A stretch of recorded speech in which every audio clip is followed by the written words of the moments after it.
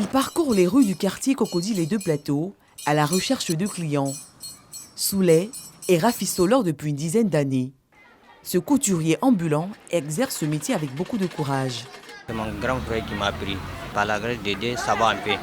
Même si c'est dur comme je peux avoir mes 2500, je peux manger 1000 francs pour garder les 1500. La confiance de ses clients, une motivation pour lui. Ils sont moins chers et puis ils sont compréhensifs. En tout cas, ça va. Avec eux, là, il n'y a pas de bruit. Ils n'ont jamais raté l'un de mes amis. Même mes enfants, ils n'ont jamais raté l'un de mes amis. Comme Souley, de nombreux tailleurs ambulants sillonnent les artères d'Abidjan pour gagner leur vie. Armés de patience, ils bravent les intempéries et la canicule. Aboubacar en est un exemple. Doté d'une technique particulière, il parvient à attirer sa clientèle.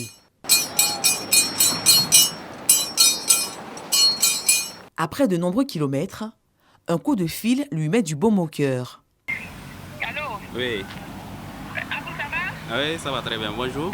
Ah d'accord. Pardon, il y a les amis des enfants là. Vous venir aux Deux Plateaux ici, ça va venir arranger pour moi. Pardon. D'accord, il n'y a pas de problème. Une de ses fidèles clientes du quartier voisin lui fait appel. Il décide de s'y rendre, toujours à pied.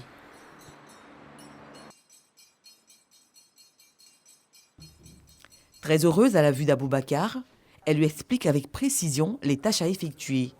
Le travail peut à présent commencer. Il arrive, en plus du rafistolage, à confectionner des tenues pour ses clients. Un jour, il y avait un mariage, je cherchais quelqu'un pour faire un boubou rapidement pour moi. Là. Vraiment, il lui a donné, il a fait. Depuis ce jour-là, j'ai aimé. Les rafistoleurs, aussi appelés toklo-toklo dans le jargon ivoirien, aident à la retouche.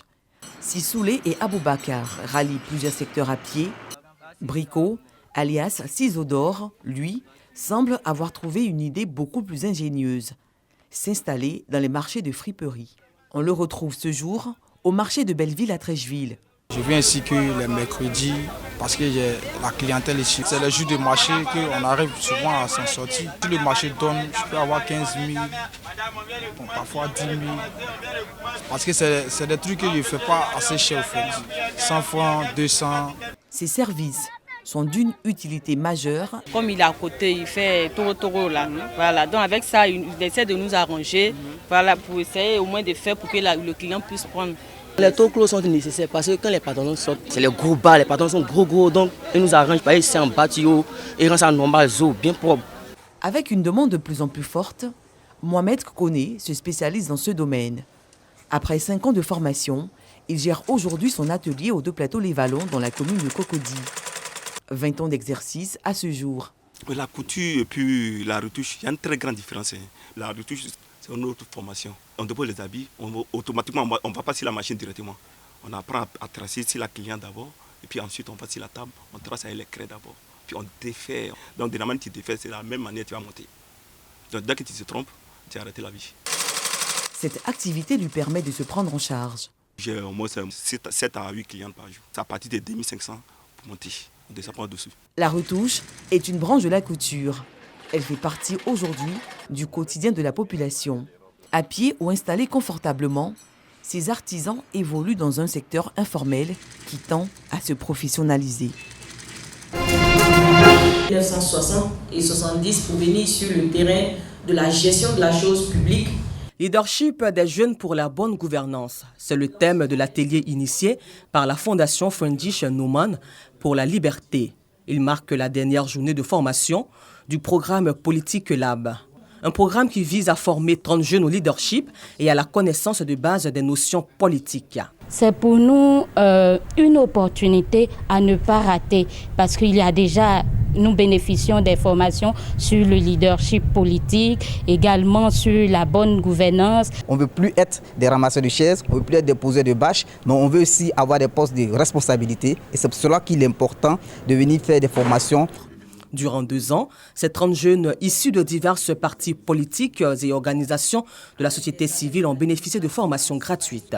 La Fondation Friedrich Naumann pour la liberté veut à travers ce programme responsabiliser la jeunesse ivoirienne. La Côte d'Ivoire a connu beaucoup de crises ces dernières années.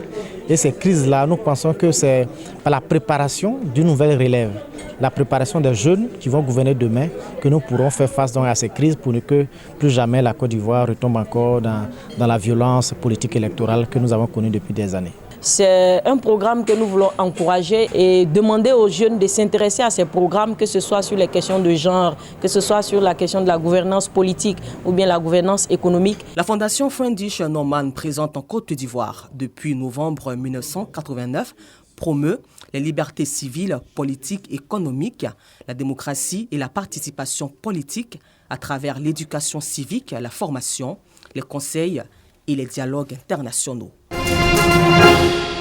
Rapprocher le public ivoirien de ses artistes danseurs et l'ouvrir aux multiples facettes de l'art de la danse. Le Festival des grands ateliers de danse signe son retour après 2 ans d'absence.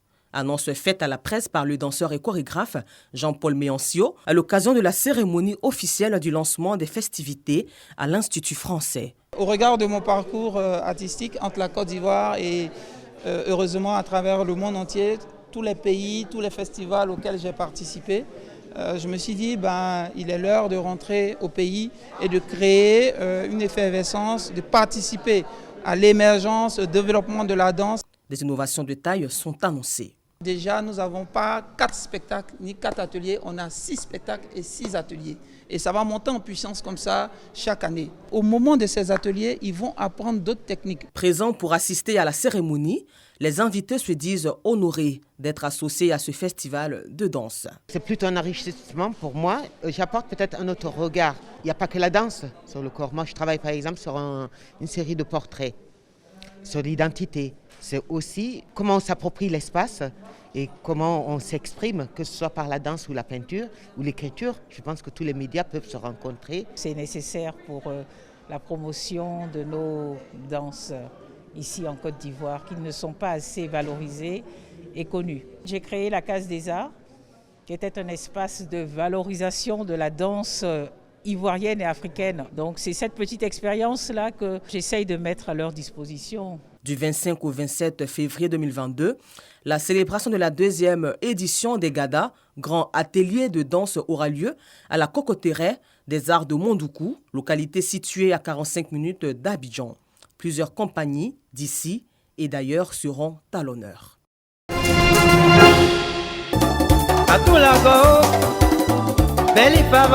Il ne pourra plus faire danser son public comme il savait si bien le faire. Germain Kuiper a perdu la vie dans un accident de la circulation ce vendredi 11 février 2022 sur la route d'Azopé au sud du pays.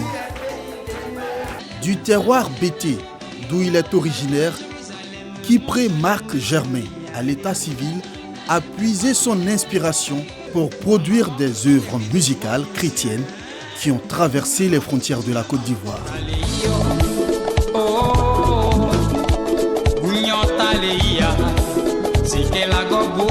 Le chantre s'est distingué par son élégance lors de ses prestations scéniques, ce qui lui a valu le sobriquet de mannequin de l'Éternel.